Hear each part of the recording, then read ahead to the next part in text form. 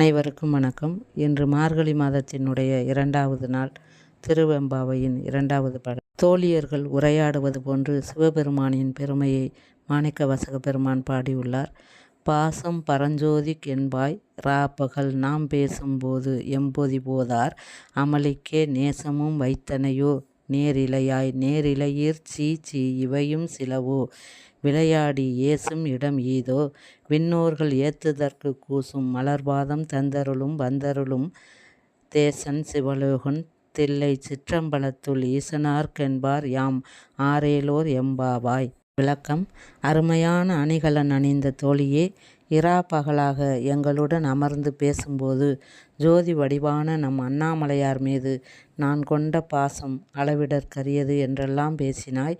ஆனால் இப்போது நீராட அழைத்தால் வர மறுத்து மலர் பஞ்சனையில் அயர்ந்து உறங்குகின்றாயே என்றார்கள் தோழிகள்.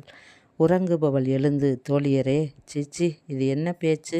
ஏதோ கண்ணயர்ந்து விட்டேன், அதற்கு இப்படியா கேலி செய்வது என்றாள். அவளுக்கு பதிலாக தோழியர் கண்களை கூசச் செய்யும் பிரகாசமான திருவடிகளை கொண்ட சிவபெருமானை வழிபட தேவர்களே முயற்சி செய்கிறார்கள். ஆனால் அவர்களால் முடியவில்லை. நம் வீட்டு முன்பு தரிசனம் தர சிவபெருமான் வந்து கொண்டிருக்கிறார். அவர் சிவலோகத்தில் வாழ்பவர், திருச்சிற்றம்பலமாகிய சிதம்பரத்தில் நடனம் புரிபவர், நம்மை தேடி வருபவர் மீது நாம் எவ்வளவு தூரம் பாசம் வைக்க வேண்டும், நீயே புரிந்து கொள்வாயாக என்றனர்.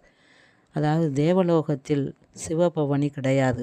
அவர்கள் சிவனை காண வேண்டுமானால் தவம் செய்ய வேண்டும். ஆனால் நம் ஊரிலோ நம் வீதியிலே அவர் பவனி வருகிறார். அந்த காட்சியை நாம் தவற விடலாமா என்கிறார் மாணிக்கவாசக பெருமான். நன்றி.